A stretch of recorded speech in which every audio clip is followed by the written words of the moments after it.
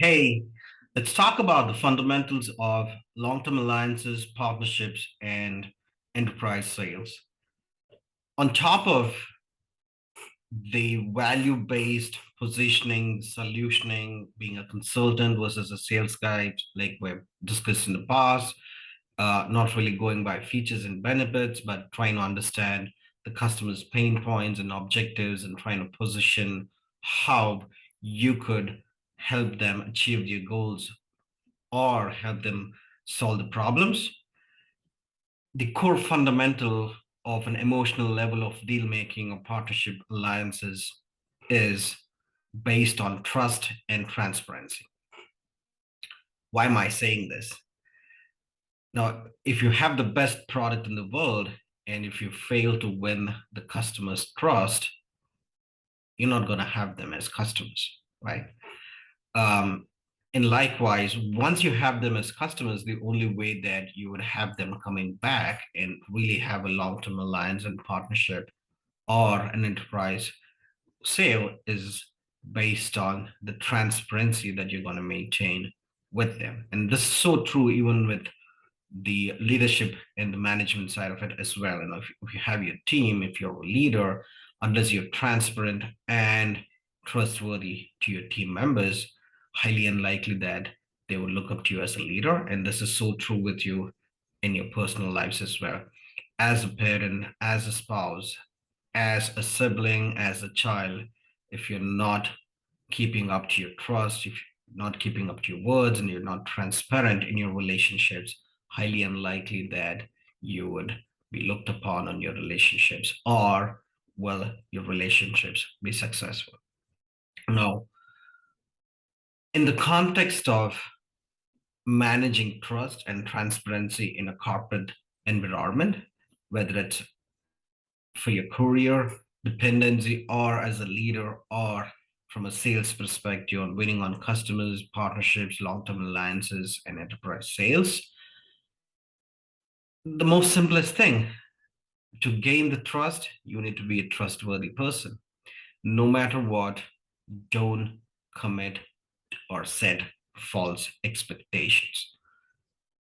Be the first one to tell the customer, you know what you're expecting is probably not deliverable. This is what is doable. Always set right expectations, under promise and over deliver, right? And then you will also have scenarios where if there is a problem, you should be the one that would be reporting that to the customer first and not the other way around. What do I mean by that?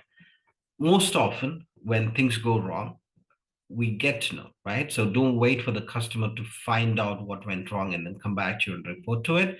You be the first one as soon as you notice something actually went wrong or the way that it shouldn't have been. Be the first one to communicate to the customer and let them know that, you know what, this is an highly unusual event. Something has gone wrong. You know what? We're looking into it. We're sure to be fixing it and also taking care of it and make sure that this won't happen again. Tell them how it happened, how you're making sure that this is not going to be a reoccurrence. Then be the first one to report that. Have enough transparency so that the customer can see the things the way they are versus being opaque and trying to manipulate things with customers. They're not going to help you. So the simplest way of winning the trust is to be trustworthy, keep up to your commitments, under promise and over deliver. It applies to all the walks of our lives. Make sure that you are transparent enough. Customers do understand when things go wrong, as long as you're being transparent with them.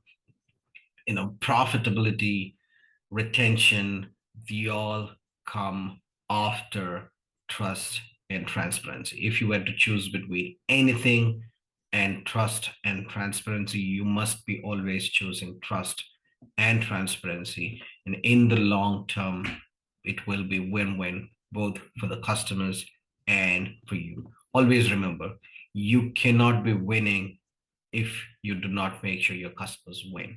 You will only win when your customers win. So your focus must always be in ensuring the best for your customers. You must always ensure that your customers win.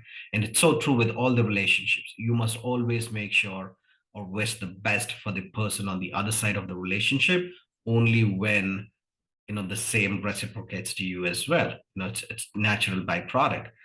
If you're always being selfish in your relationships, either with your customers or with your team members, your colleagues, your peers, or in your personal walk of life, beyond some point, it's really difficult for you to scale those relationships to newer heights. So, trust and transparency are the fundamentals of any long term relationships, whether it's with your customers, partners, alliances, enterprise sales, with your team members, with your peers, or with your personal life, with your children, spouses, siblings, parents.